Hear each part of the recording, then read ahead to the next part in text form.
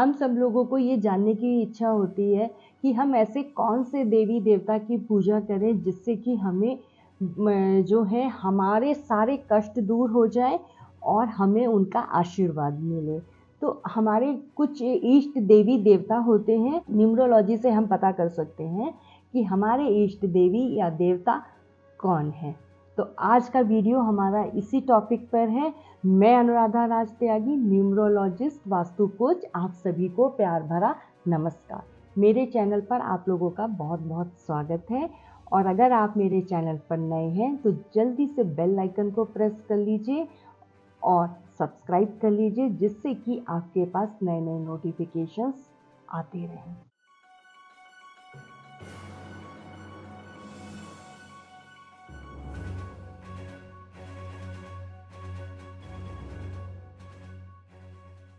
इष्ट देवी और देवता का हमारे जीवन में ना बहुत इम्पोर्टेंस है, क्योंकि जो भी हमें अपनी लाइफ में मिलता है वो अच्छा है। हमें धन मिल रहा है, हमें संपत्ति मिल रही है, हमें खुशियाँ मिल रही हैं, हमें घर में शांति मिल रही है, वो सब हमें अपने इष्ट देवी देवता से ही मिलता है। और अगर हमारे ऊपर कोई दुख आ रहा है तो वो भी हमारे ही कर्मों का फल है जो हमारे इष्ट देवी देवता हमें देते हैं। तो अब हमको पता कैसे चलेगा कि हमारे इष्ट देवी या देवता कौन है? हम न्यूमरोलॉजी से, अपनी डेट ऑफ बर्थ से ये सब जान सकते हैं। आप मेरा वीडियो पूरा देखते रहिए, आपको जो है सारे जो पर्दे हैं वो सारे हटते जाएंगे। इष्ट देवी देवता जो है ना बहुत इम्पॉर्टेंट है हमारी लाइफ में, ये तो हम सबको पता है। और वो हमें एक मैसेज देते हैं।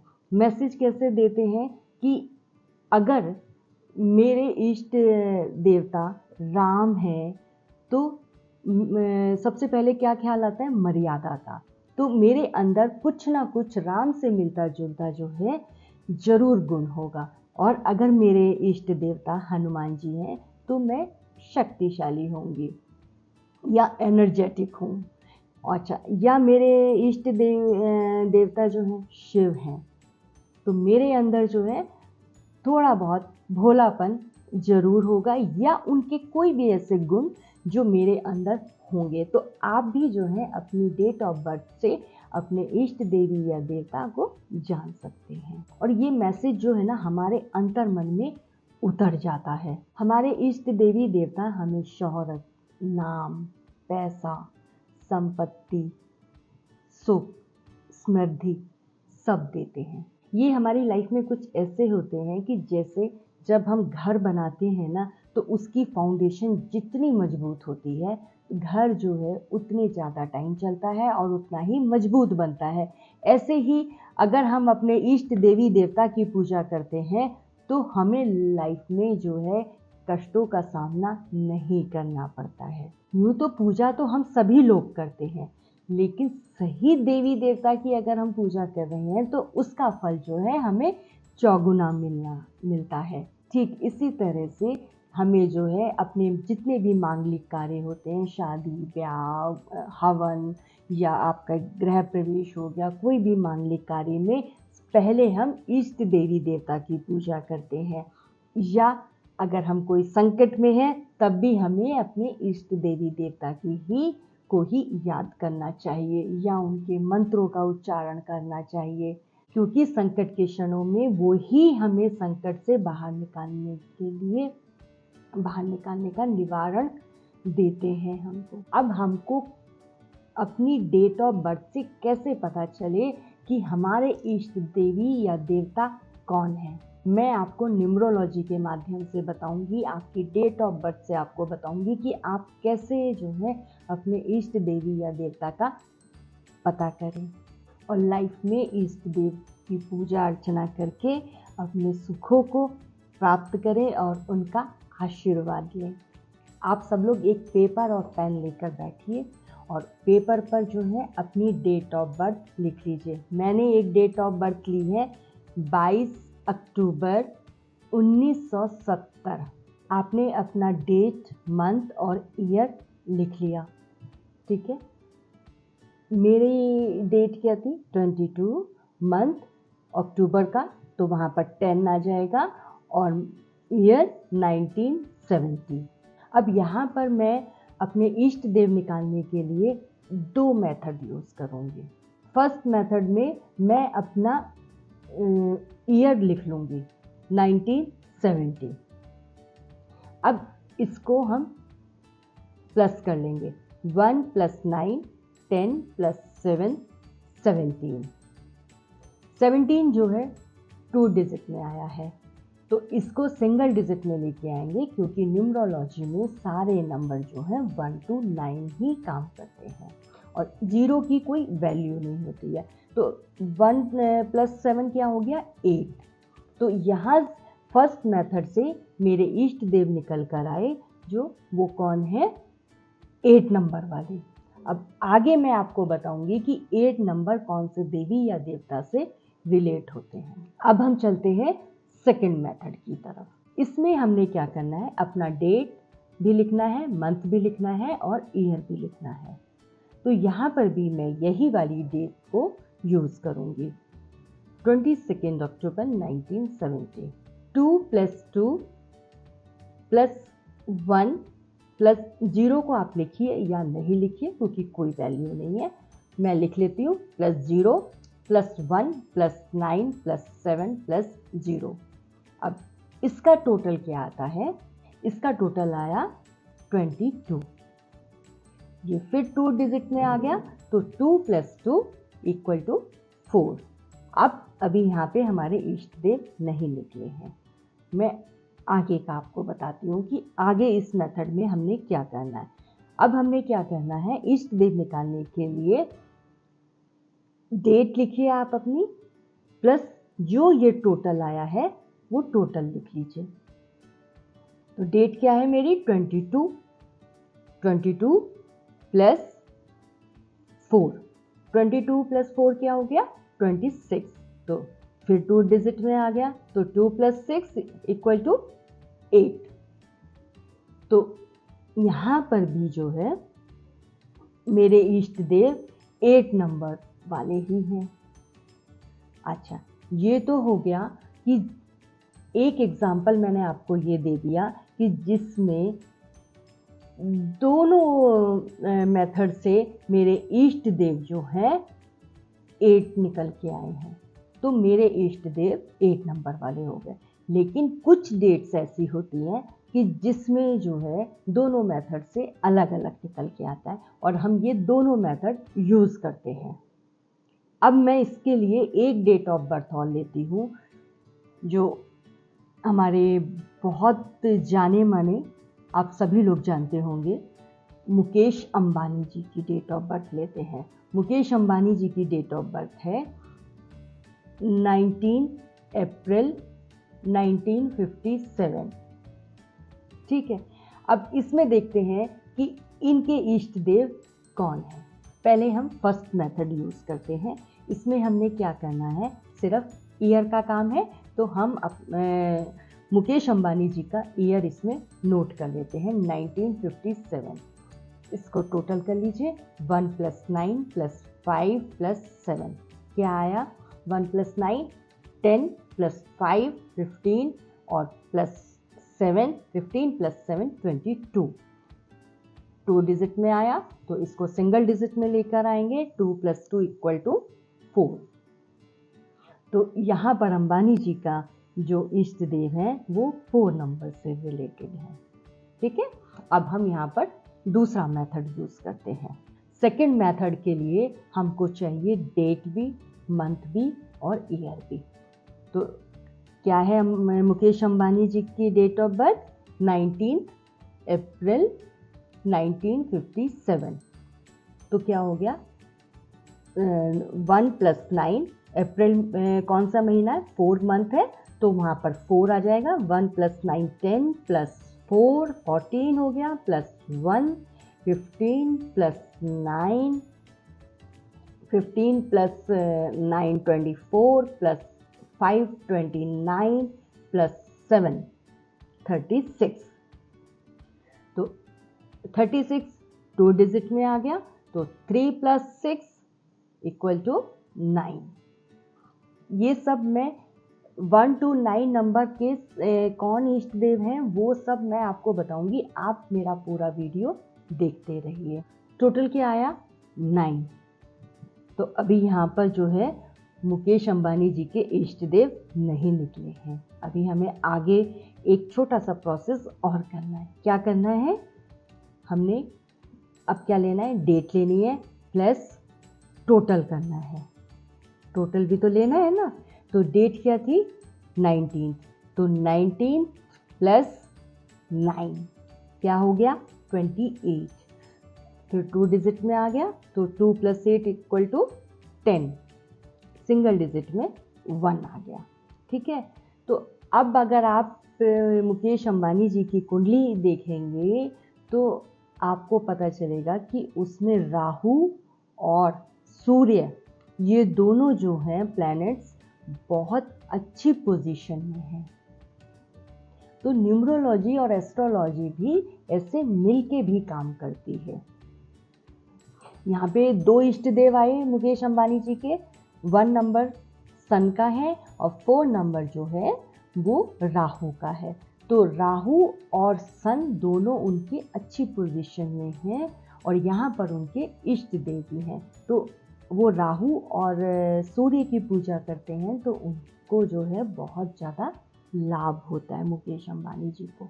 तो ऐसे ही आप भी अपने इष्ट देव को निकाल सकते हैं। अब आपको अपने इष्ट देव का पता चल गया तो उनसे प्रार्थना करें, उनकी पूजा अर्चना करें और जब भी किसी अच्छे काम के लिए बाहर भी जाएं तो उनको याद करके जाएं, तो वो आपको लाइफ में स्टेबिलिटी भी देंगे और आपकी लाइफ को जो है वो सक्सेस की तरफ लेके चलेंगे और आपके कष्टों का भी निवारण करेंगे, सुख संपत्ति सब देंगे आपको। चलिए अब हम बात करते हैं जो भी हमने नंबर्स निकाले हैं कि उन नंबर से कौन से इष्ट देव रिलेटेड हैं, उनसे संबंधित देवी देवता कौन हैं। इसी से हमको हमारे इष्ट देवी या देवता का पता चलेगा। अब मैं आपको इसका शॉर्ट उसमें बता देती हूँ कि आपने इष्ट देवी देवता कैसे निकालने थे। सबसे पहले तो आपने एक जो फर्स्ट मेथड था उसमें क्या करना था, ईयर लेना था, ईयर का टोटल करना था। जो भी आपका टोटल आया वो आपके इष्ट देवी देवता, उससे रिलेटेड जो भी नंबर आया आपका, उससे रिलेटेड जो भी देवी देवता हैं वो आपके इष्ट देवी देवता हो गए। ठीक है। अब सेकंड मेथड में हमने क्या करना है, पूरी डेट मंथ ईयर का टोटल कर लेना है। जो भी टोटल 2 डिजिट में आया उसको सिंगल डिजिट में लेकर आए। जो भी डेट मंथ ईयर का जो भी टोटल आया उसको सिंगल डिजिट में लेकर आए और उसके बाद उस सिंगल डिजिट को हमने पेपर पे नोट कर लिया। अब हमने इष्ट देवी देवता के निकालने के लिए क्या करना है, डेट प्लस टोटल, जो भी ये आंसर आया उसको सिंगल डिजिट में लेके आ गए। और अगर दोनों मेथड से सेम आंसर आया तो आपके इष्ट देव एक ही हैं, और अगर दोनों मेथड से अलग अलग आंसर आया तो आपके इष्ट देव 2 होंगे। तो यहाँ पर तो ये बातें क्लियर हो गई। तो आपके 2 इष्ट देव हैं वो आपको सपोर्ट करेंगे।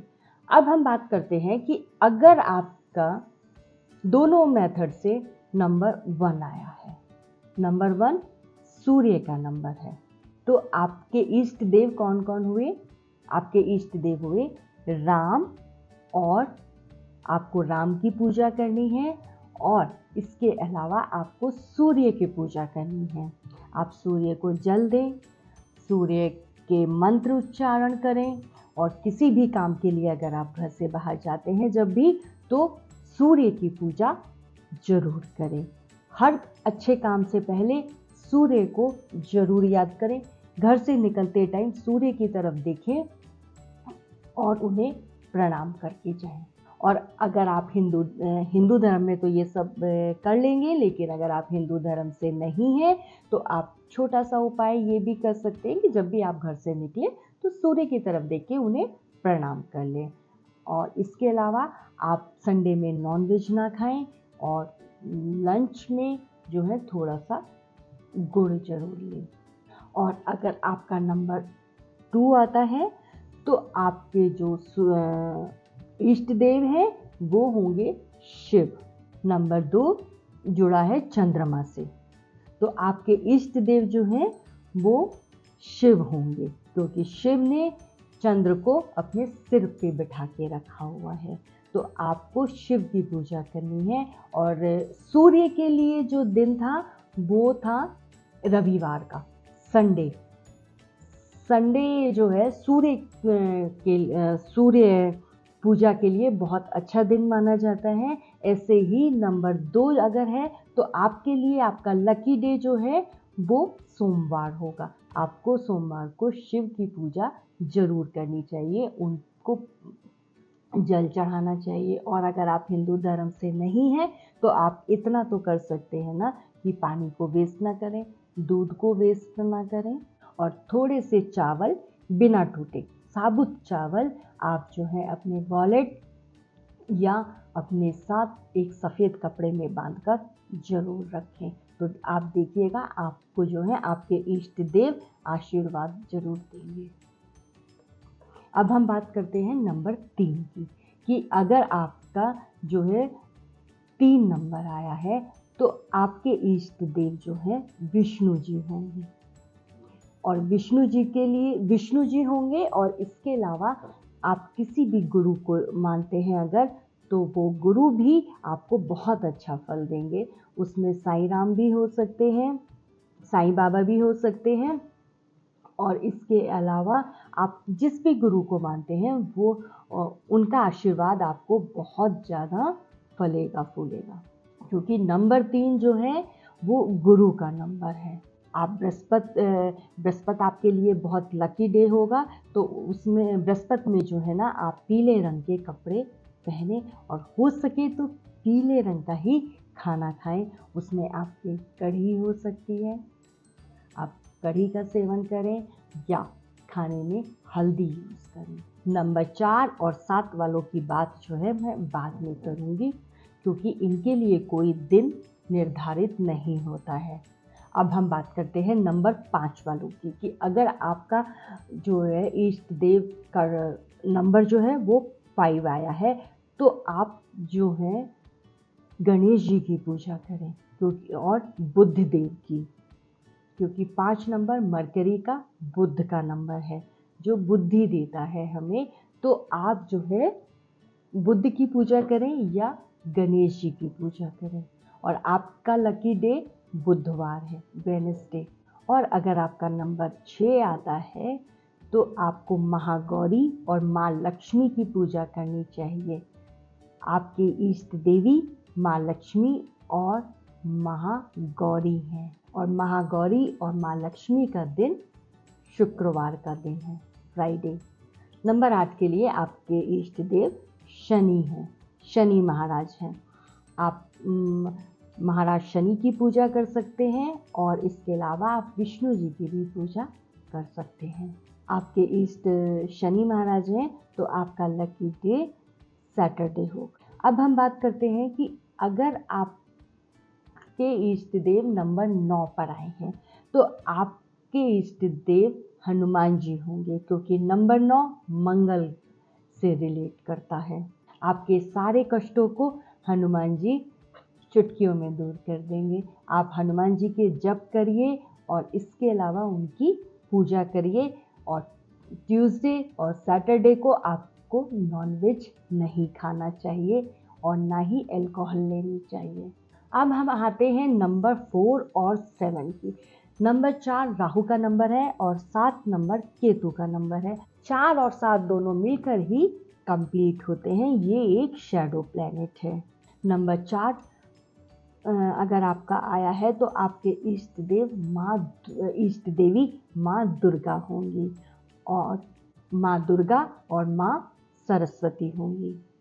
और अगर आपका नंबर 7 आया है तो आपके जो इष्ट देव हैं वो गणेश जी होंगे। आपको गणेश जी की पूजा अर्चना करनी चाहिए। अब मैंने आपको 1 से लेकर 9 तक के सभी नंबरों के बारे में बता दिया है कि आपके इष्ट देव कौन है। तो मुझे नहीं लगता है कि अभी आपको कोई प्रॉब्लम होगी अपने इष्ट देव जानने के लिए। आप अपने इष्ट देव को जानें और उनकी पूजा अर्चना करें और अपने राह को साफ करते हुए आगे बढ़ते चले जाएंगे। तो नेक्स्ट वीडियो में मिलते हैं फिर एक नए टॉपिक के साथ। तब तक के लिए नमस्कार दोस्तों। खुश रहो, मस्त रहो।